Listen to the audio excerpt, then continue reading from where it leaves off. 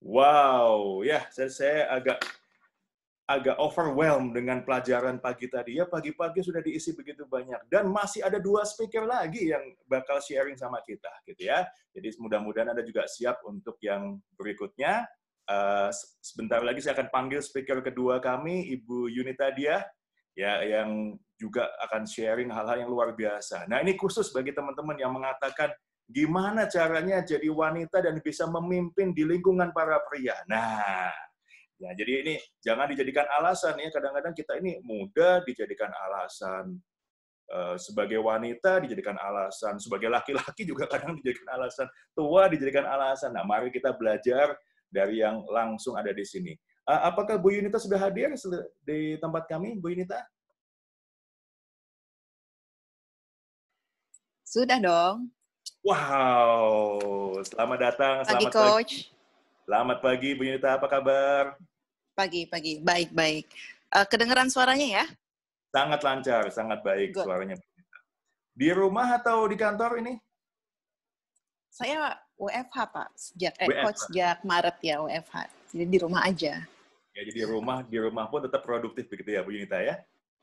Iya harus kan. Produksi kan jalan terus. Mau Sabtu Minggu juga jalan terus. Mau pandemik juga jalan terus. Alright. Banyak Right. pertanyaan di kepala saya, banyak pertanyaan juga di kepala teman-teman di sini juga, tapi supaya kita saling kenal, Bu Yunita boleh 1-2 menit pertama memperkenalkan diri, latar belakangnya, kemudian seperti apa sih keseharian seorang Yunita Diah ini. Silakan Bu Yunita. Oke, ya selamat pagi semua. Terima kasih ke Coach Han, Mbak Ria, ya teman-teman yang lain. Juga saya salam hormat kepada Pak Anton ya, sangat inspiring sekali presentasinya. Sebetulnya saya nanti akan cerita sedikit nih mengenai pekerjaan saya di slides ya. Mungkin ini akan lebih ke tentang diri saya ya. Saya currently kerja sebagai senior petroleum reservoir dan production. We can name it anything ya. Intinya saya mengurus produksi, melakukan forecast produksi, yang ujung-ujungnya nanti kita akan membawa tersebut untuk meminta approval dari government dan juga approval dari headquarter untuk memenuhi produksi migas nasional seperti itu. Sebenarnya simple ya, pekerjaan saya hanya itu aja. Nah. Simple kalau ngomongnya nih ya, kalau dikerjakan nggak simple. Tapi Bu Yunita, migas ini kan dunia laki-laki katanya begitu. Nggak benar ya? Betul itu, betul. Betul ya? Betul. Iya. Kenapa nekat nih ada di sana nih? Mungkin ya, kalau saya trace back balik, dulu kan waktu tahun 90-an itu ada lagunya Kak Ria ya, Ria Enes, ingat nggak sih? Yang Susan gitu ya, udah gede mau jadi apa? Aku mau jadi insinyur gitu. It's like maybe stuck di kepala saya gitu ya. Okay. Pengen jadi insinyur dan ya eventually masuk aja sih ke sana. Tadinya itu saya mau jadi informatik, kalau nggak jadi arsitek, jadi penemu, tapi masuknya ke minyak ya udah nyangkut. Oke, ya. Good. This is really interesting ya. Saya tuh kerja lulus itu kan tahun 2007 dari ITB. Waktu itu saya tuh sudah kerja di BP Indonesia pertama kali sebelum saya lulus dari ITB. Jadi back then I was the youngest woman engineer di BP Indonesia. Kalau tahu itunya, proyek besarnya di Tangguh ya di Papua. Di Teluk Bintuni itu proyeknya di situ. Kemudian saya saya sempat bekerja sendiri setelah dari BP Indonesia, bantu keluarga punya usaha trading, cuma hanya bertahan setahun gitu. Mungkin saya saat itu belum cocok ya untuk menjadi pengusaha, belum matang kayak gitu. Saya balik lagi ke oil company, ke perusahaannya Bakri namanya Condor Petroleum, itu ada di Malacca Strait lapangannya, Selat Malacca. Kemudian cuma bertahan 2 tahun, saya move ke Inpex Masela. Masela itu yang ada proyek yang nggak pernah jalan itu, pernah dengar nggak sih yang floating LNG di Laut Arafura? I was there for just about 6 months, karena saya suka punya pengalaman baru ya, jadi kind of loncat-loncat gitu, to get more experience dan to get more, adapt dengan berbagai macam sistem begitu. Dan of course, better salary and benefit ya. Sounds very capitalist. Kemudian dari Impact saya betah nih di Premier Oil Indonesia. Saya hampir 8 or 9 tahun di sini.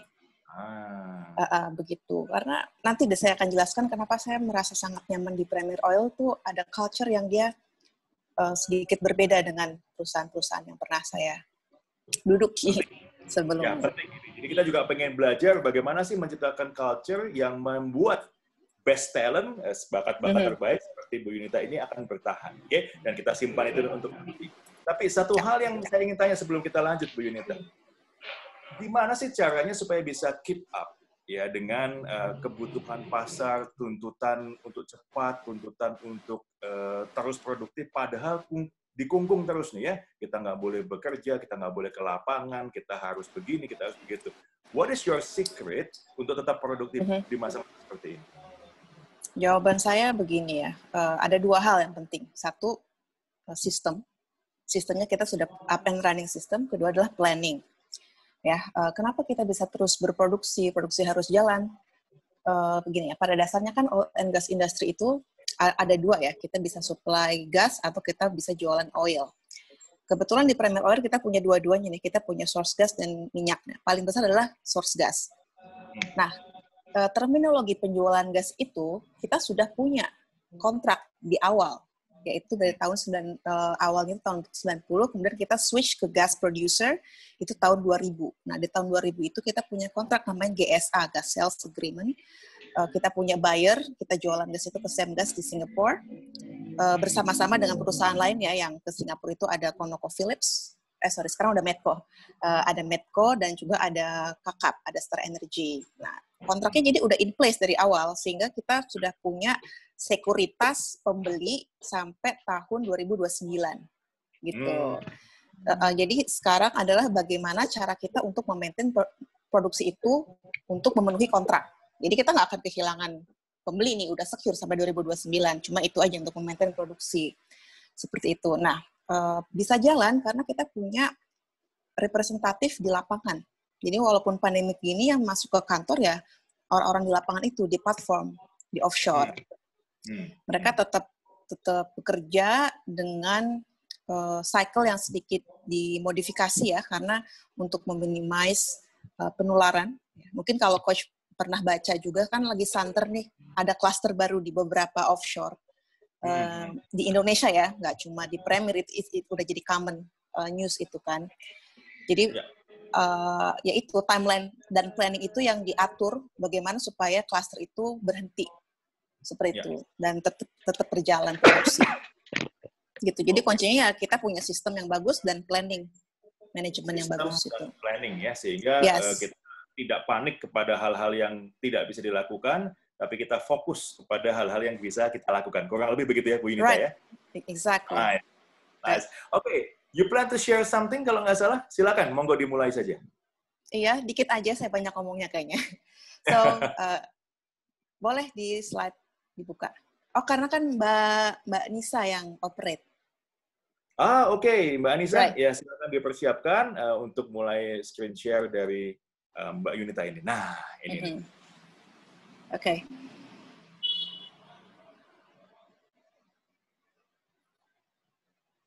Kenapa saya bikin beberapa share di sini ya?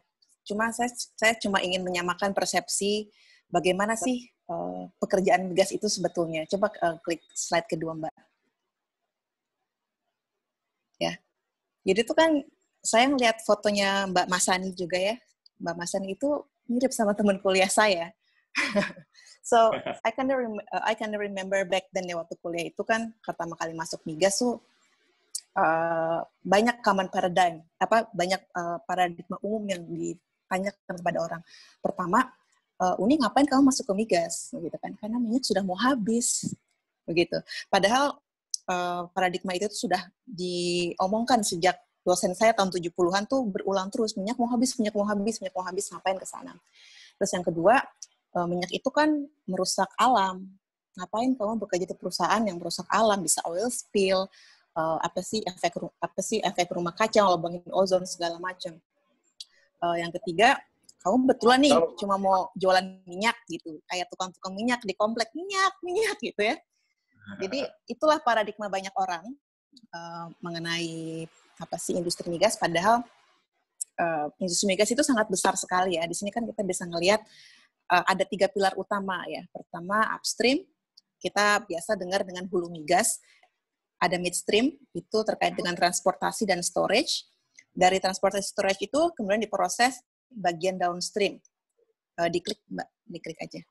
Ataupun processing oil and gas itu yang paling bawah downstream. Nah, kebetulan kan saya bekerjanya di bagian upstream. Di situ kita produksi oil dan gas mentah. Nah, di sini saya mau kasih tunjuk gimana sih sebetulnya pekerjaan upstream ya di hulu migas itu. Mungkin teman-teman lebih sering dengar tuh migas kan lebih ke bensin atau produksi aftur, ntar bisa jadi Vaseline. Tapi gimana sih di ujungnya tuh pekerjaannya seperti apa seperti itu. Mbak boleh dibuka YouTube-nya ya.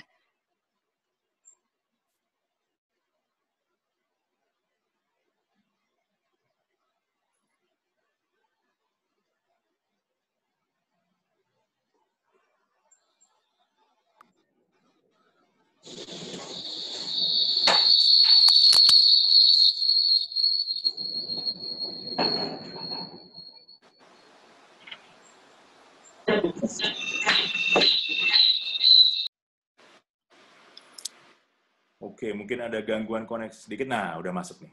Oke, Nama boleh perusahaan digedein. migas. Koreksinya ya. Seperti Pertamina EP, Indonesia. Arti inisial EP di perusahaan migas.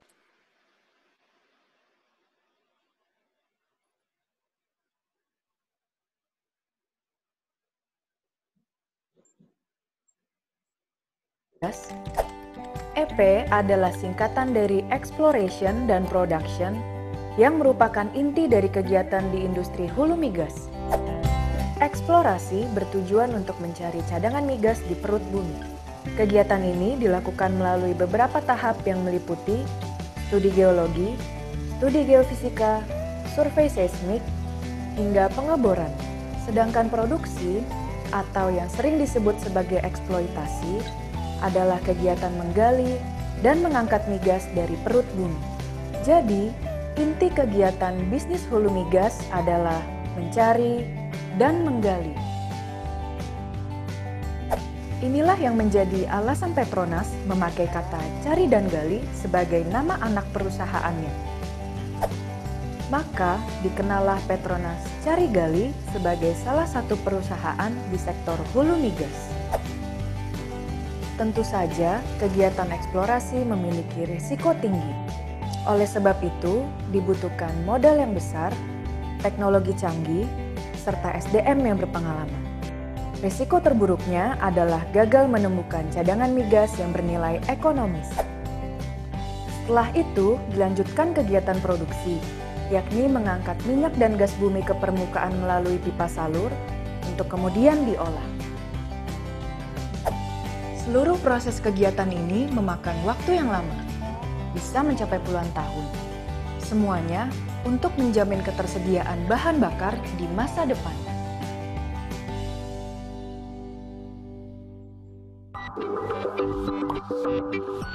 Dah. Alright, ya jadi ini pengenalan pertama ya. So, jadi ini adalah tentang industri migas gitu ya, Bu Yunita ya. Nanti kita sampaikan mengenai out of box juga akan saya kaitkan di situ. Mbak, boleh di slide nomor 2 terus, Mbak. Iya, di slide nomor 2.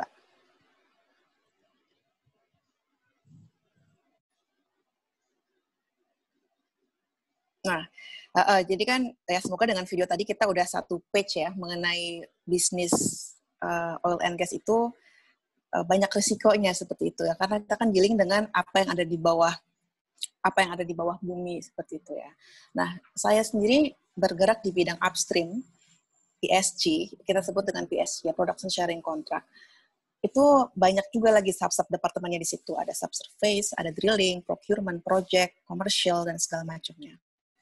Nah, dan sebetulnya tuh di zaman sekarang, pandemik seperti ini, kemudian zaman oil and gas itu sudah mulai decline, kita tuh banyak juga ya challenges untuk memenuhi national oil production seperti itu. Jadi kita tidak sebombastis memiliki produksi seperti tahun 80-90-an, itu era keemasan oil and gas di Indonesia.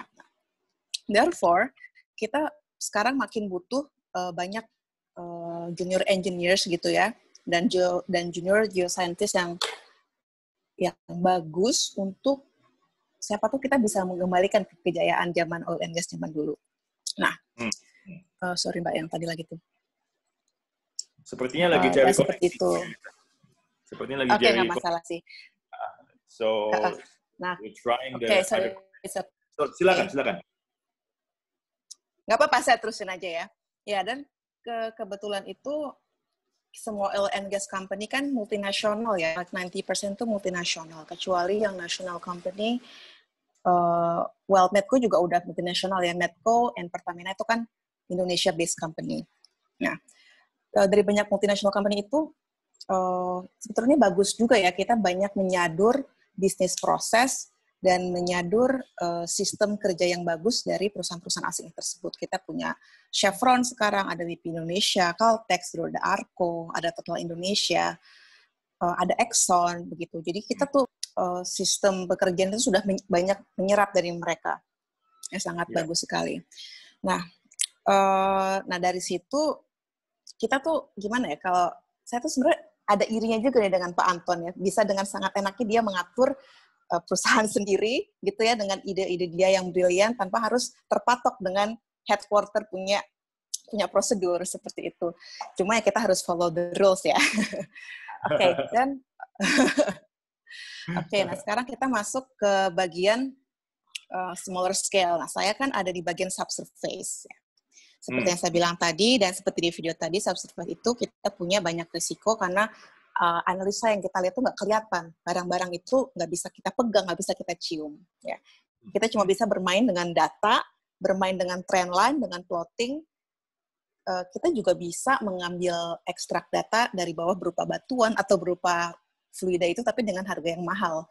Jadi itu kan juga sesuatu yang harus kita pertimbangkan ya untuk dilakukan seperti itu. Nah, therefore, kita sangat menghargai dan menghonor jika ada fresh eye dari fresh graduates. Oil company itu termasuk salah satu yang agresif untuk hampir setiap tahun untuk mendapatkan meng-hire gitu ya fresh graduate dari institusi tertentu. Nah, di situ ada salah satu fungsinya kita memfilter new engineers itu yang masuk dengan beberapa cara gitu ya. Misalnya kita dengan dari IPK mereka, kadang dari hobi, kadang juga kita bisa melihat gimana ya kira-kira orang ini kalau masuk ke badan perusahaan ini. Karena nanti saya akan cerita lagi mengapa initial filtering di awal itu sangat penting gitu untuk mendapatkan engineer yang bagus. Nah, saya ingat dulu pertama kali saya interview di Premier Oil, waktu itu ada 11 orang tuh, jajaran duduk ya, diskusi panel, saya udah takut aja kan masuk. Tapi ternyata masuknya di coffee shop. Nah, interview di coffee shop gitu, tapi 11 orang, oke. Pas saya duduk, yang mereka tanyakan pertama kali itu, bisa ditebak nggak question? Apa pertanyaan pertama buat saya? Pertanyaan pertamanya adalah berapa EPK-nya? Nah, salah. Oh, salah ya? Yang mereka tanyakan kepada saya justru apa merek kamera kamu? Wow. It's really, jadi saat saya dengar pertanyaan itu pertama kali ya, yang saya dapatkan, wah ini perusahaan beda nih, dia punya kultur mindset yang kekeluargaan gitu. Dia tidak terlalu mentulikan CV saya karena sudah jelas terbaca ya, ngapain ditanya lagi, bener nggak sih? Yeah. Dan rasa kekeluargaan itu tuh berasa banget gitu. Dari situ saya udah langsung merasa wah timnya tuh enak sekali seperti itu. Zaman saya, nah itulah yang saya rasakan tuh, kulturnya sangat tebal sekali di Premier Oil soal kekeluargaan. Nah, cuma basically kalau ada fresh engineer yang masuk, kita mostly pertama kita tekankan kepada hard skill, ya, kepada technicality untuk membangun engineering senses, gitu ya. Kita kasih dia involvement yang besar di diskusi antar PSG dengan government, dengan headquarter, dia studi literatur, membaca jurnal ilmiah, dan kita training yang banyak supaya membuka wawasannya, dan juga banyak mengenal orang-orang bermacam-macam, dan bisa belajar langsung lah dari sumbernya gitu. Jadi saya buka channel sebesar-besarnya buat mereka. Nah, kalau masalah soft skill, misalnya kita let's say soft skill training, kalau hard skill training itu kan sudah dibudgetkan oleh kantor. Jika soft skill training itu saya bisa bilang jarang ya diberikan kepada engineer level.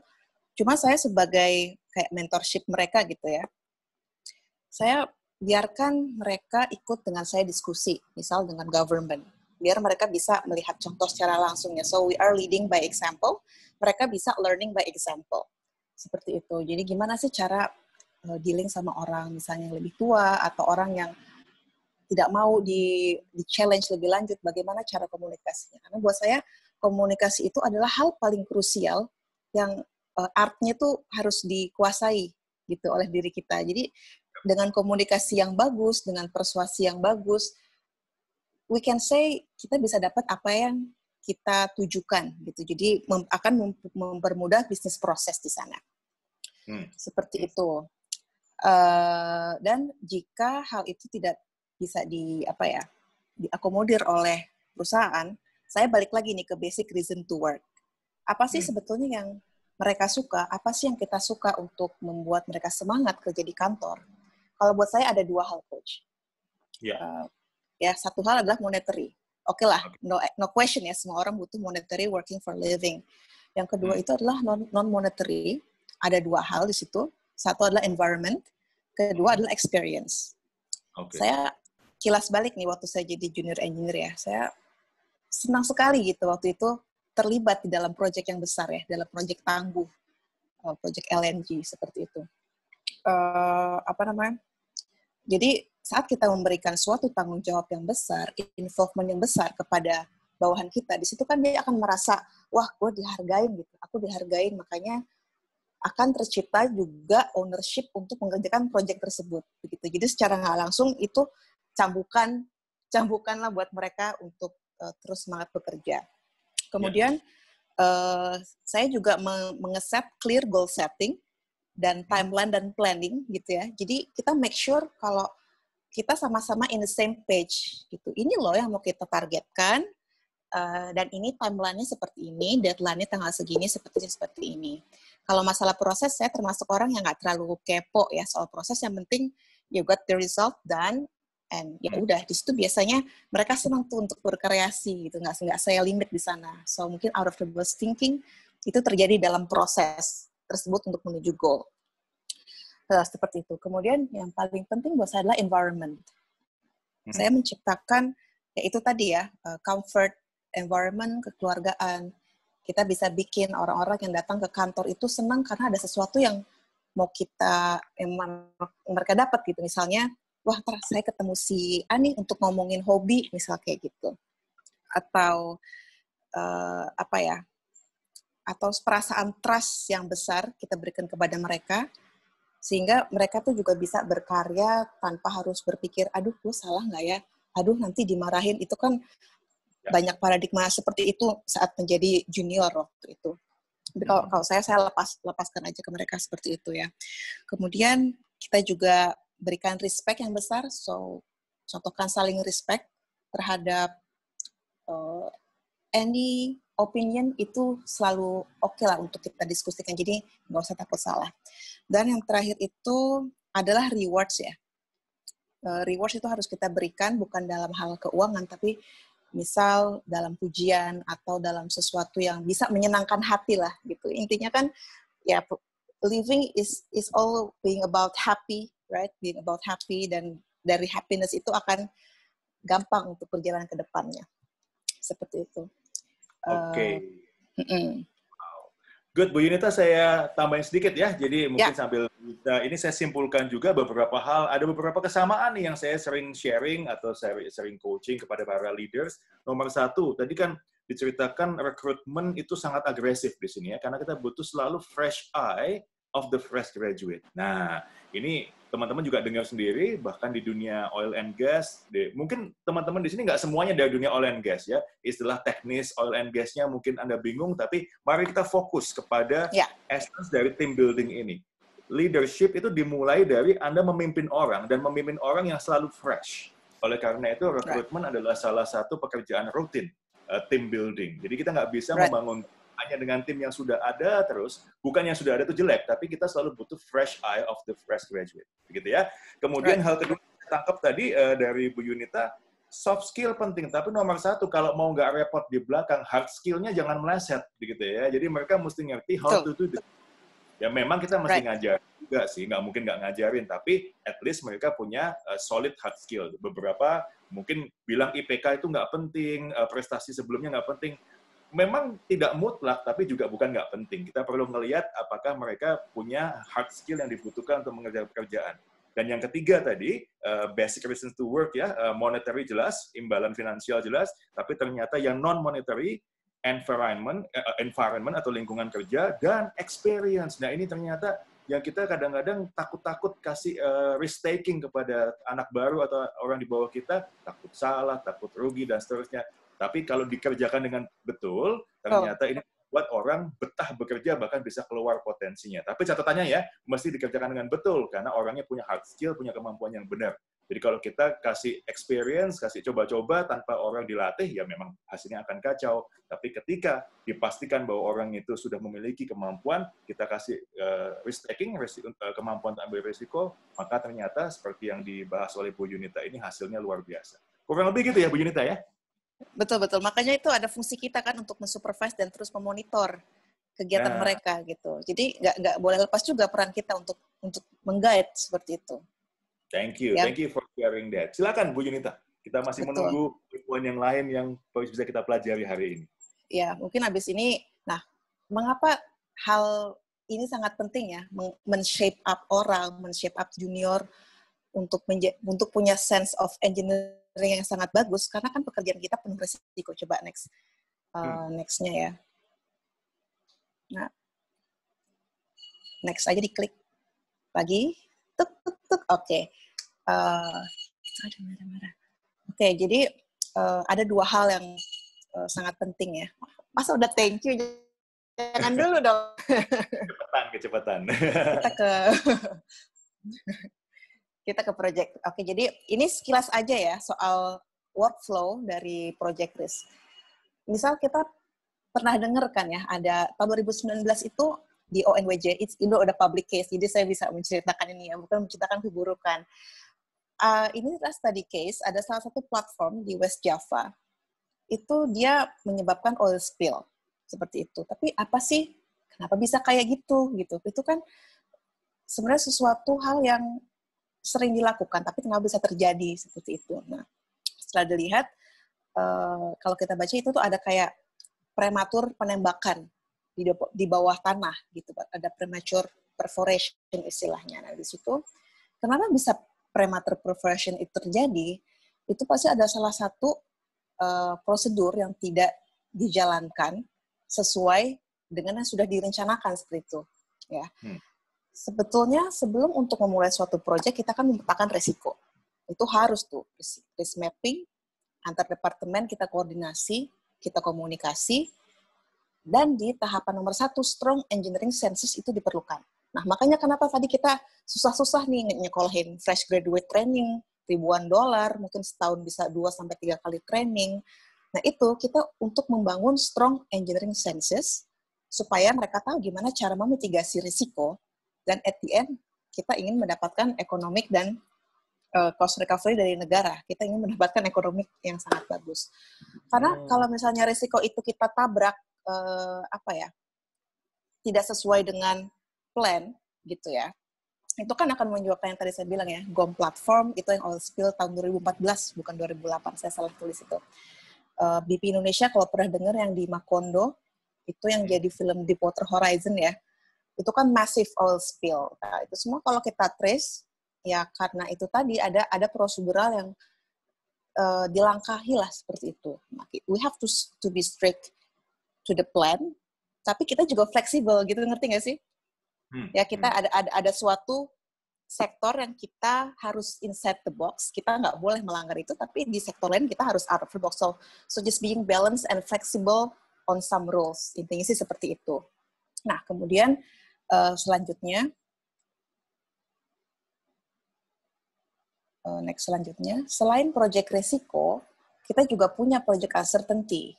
di situ. Kalau di subsurface, kita chance of success-nya itu kan bisa dibilang 50-50 ya, tergantung dari ini tahapan masih eksplorasi atau sudah appraisal. Appraisal itu maksudnya tahapan pengeboran beberapa sumur atau tahapan development. Nah, di situ boleh klik selanjutnya, Mbak. Ada project uncertainty. Nah, di sini kan juga saya tunjukkan inilah workflow untuk mapping uncertainty sampai ujung-ujungnya tetap ya ke ekonomi dan keuangan value di situ. Karena kita juga perusahaan kapitalis gitu kan. Migas. Kemudian di tahapan pertama itu uncertainty mapping itu juga sangat penting. Di situ kita bisa sih membypass normality atau think out of the box. Kita harus punya apa ya? Tapi kan sebelumnya kita harus punya sense of engineering dulu yang saya bilang tadi pertama kan. Kita harus punya sense of engineering untuk bisa melangkah di luar normality itu, gitu. Nah, tapi itu juga kreativitas tergantung dari market needs. Kalau misalnya market needs tidak perlu, ya kita nggak perlu buang tenaga juga sih untuk berpikir lebih berat gitu ya. So just think simple. Itu juga harus time and cost effective, dan yang pasti economic value, dan yang terakhir ya itu last effort gitu. Kita bisa berkreativitas tapi ya memenuhi kriteria ini seperti itu. Nah, kalau contoh out of the box itu kan menurut saya bagaimana kita breaking the old habits, ya bagaimana kita break the normality, bagaimana kita berpikir anomali seperti itu ya, berpikir anomali tapi in a good way dan menguntungkan buat perusahaan. Nah, di sini di bagian kedua itu merupakan langkah yang sangat bagus untuk berpikir out of the box. Contohnya sekarang adalah lagi ramai tuh pakai automatic data analysis dengan machine learning. Nah, di situ tuh salah satu cara untuk meringankan pekerjaan dengan apa ya, mengautomasi semua sistem dan pengolahan data dari lapangan. Nah, kalau dulu kan manual tuh datanya manual, kemudian human error, itu juga banyak human error di situ. Dari human error itu bisa melead ke timing dan cost yang membengkak. Seperti itu. Jadi sekarang tuh pengen di-reduce uncertainty-nya di situ. Nah, eventually, pemikiran out of the box itu bisa kita contohkan seperti penemuan suban gas di Sumatera. Suban gas itu adalah unconventional reservoir. Unconventional di sini kita bilang misalnya gini, biasanya di Indonesia kebanyakan adalah sandstone, gitu ya. Gini deh yang gampang, biasanya kita banyak pakai sepatu Nike, misalnya kayak gitu. Tapi ternyata nih ada nih merek yang lain. Merek lain ternyata tuh lebih bagus dibanding merek Nike yang belum pernah kita dengar seperti itu.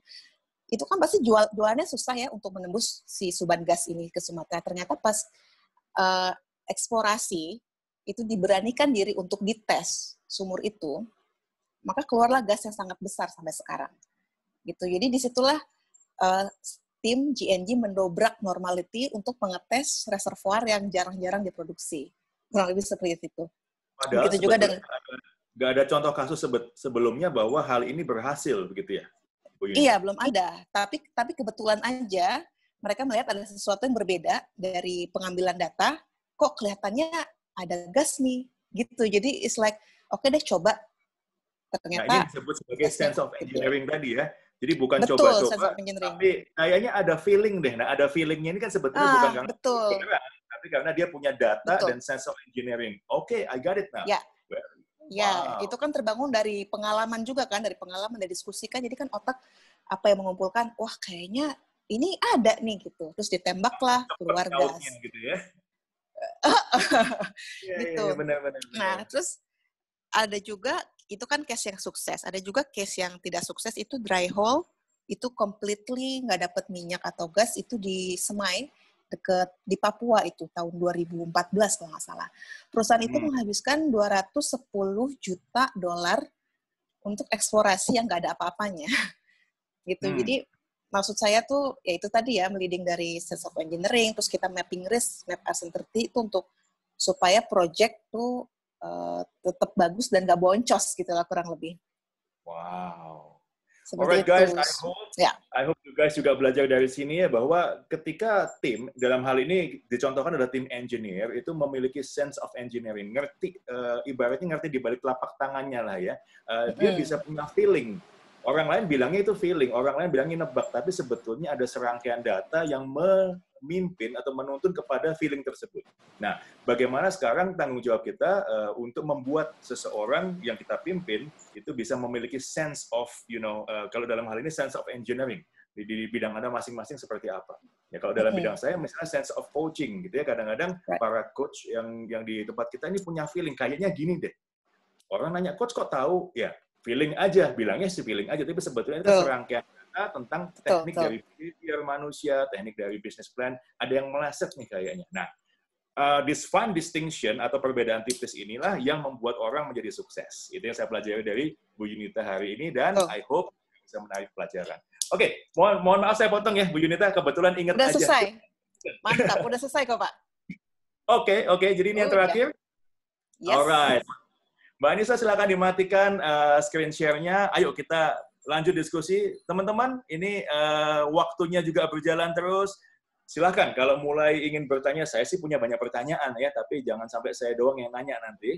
Teman-teman juga silakan ketik di chat board tentang apa yang baru kita pelajari hari ini dan bagaimana mengaplikasikannya dalam team building dan leadership di perusahaan Anda. Oke, silakan ya sambil kita nunggu. Bu Yunita, ngomong-ngomong, saya tadi mau nanya sebetulnya. Jadi kalau engineer itu kan tiap hari kumpulnya data, angka, gitu ya, science lah ya, semua scientific.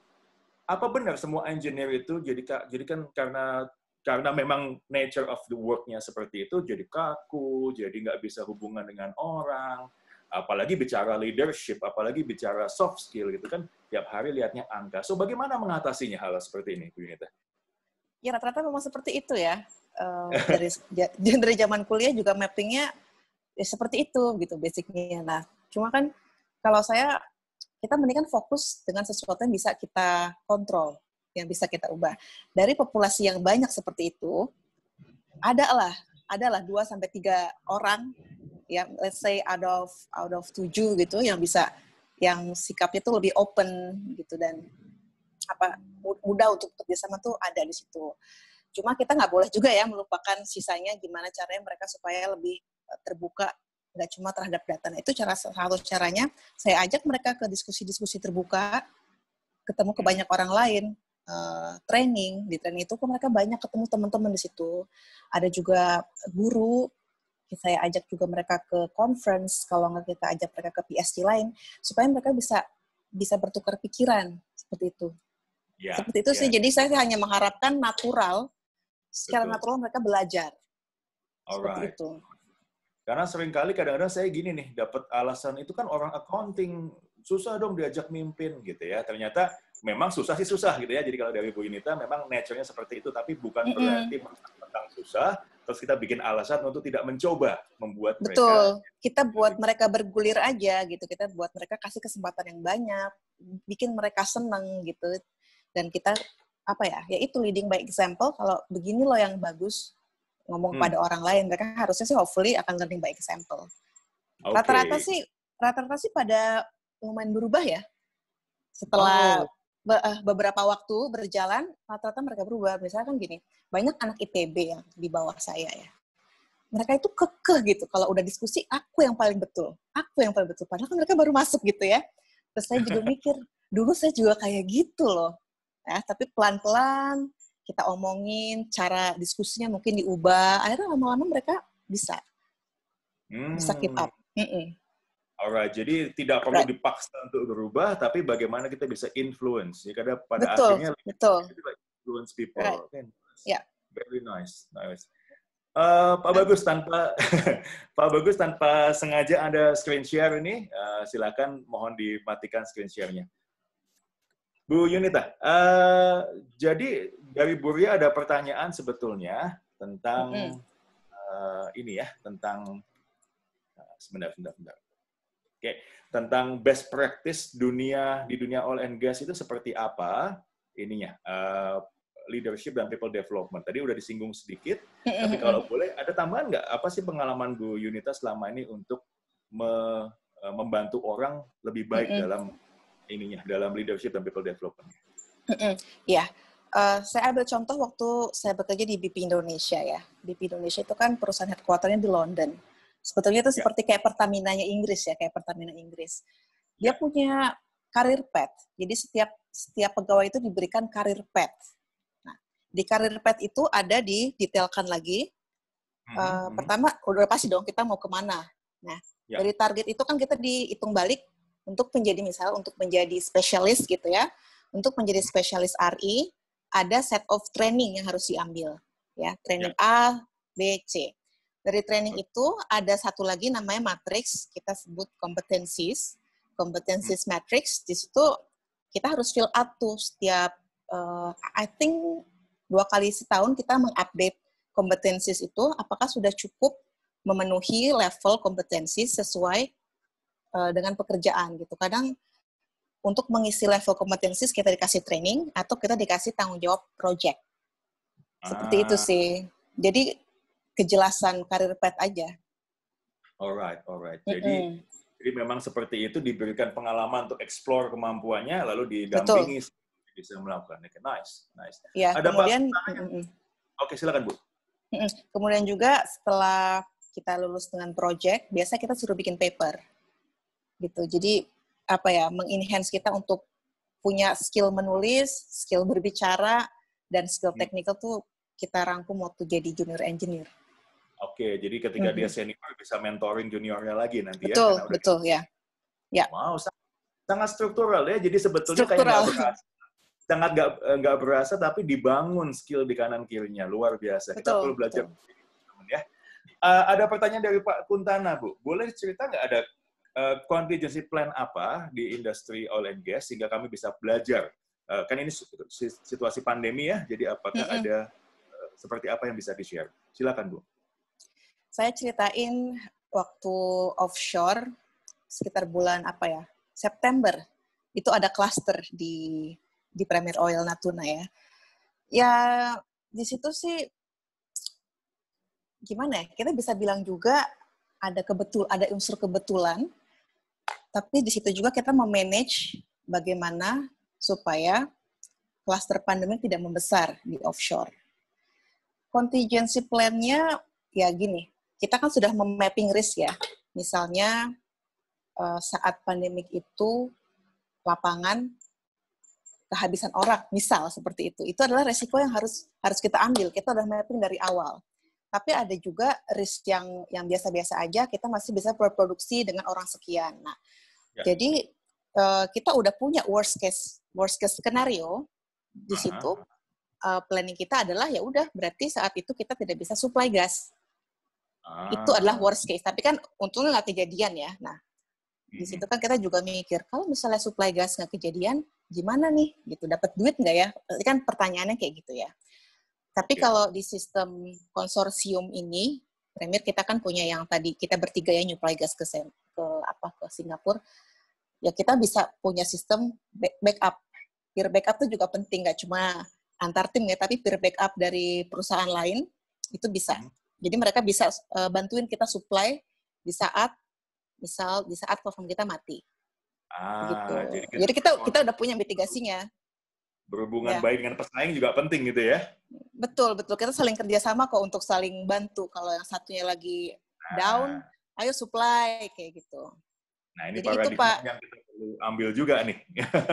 Betul. Komunikasi antar itu sangat penting. Kita harus jaga relationship yang baik lah sama siapapun. Nggak akan rugi itu. Nggak akan rugi. Nice. Mau teman kerja, mau cuma sama mbak gitu, semua harus baik kita sama orang. Nice. Final 3 minutes. Ya tanpa berasa tinggal 3 menit lagi nih. Bu Yunita, sebelumnya thank you dulu atas sharing-nya yang luar biasa. Saya banyak belajar. Ada satu pertanyaan terakhir dari Bu Lili Listiani yang akan saya bacakan. Tapi sebelumnya saya thank you dan semoga sehat selalu ya. Setelah ini 3 menit lagi akan ada speaker lain yang juga sama hebatnya, Mbak Masani Audrey dari PT DPL Indonesia. Ya, kita akan belajar tentang how to lead millennials, how to be creative with millennials. Oke? Tapi sebelumnya Bu Yunita, pertanyaan terakhir dari Bu Lili Listiani. Gimana sih caranya berdiskusi agar tim bisa mengubah paradigma mereka yang tadinya kekeh menjadi sesuai dengan apa yang kita harapkan? Tipsnya yang selama ini Bu Yunita lakukan seperti apa? Mungkin kedengeran agak cheesy ya tips saya, karena saya perempuan. Saya tuh selalu percaya we can take the rough with the smooth, gitu ya. Kita bisa bisa mengubah sesuatu tuh dengan cinta dan waktu dan kesabaran. Jadi kuncinya sih itu aja. Kuncinya adalah di kitanya tuh harus terus bersabar gitu, kayak ngadepin anak kecil lah. Kayak misalnya ngadepin anak saya ya sabar aja, tapi terus kita konsisten dan terus sabar untuk menghadapi itu. Dan itu eventually berhasil kok. Alright, konsistensi dan kesabaran.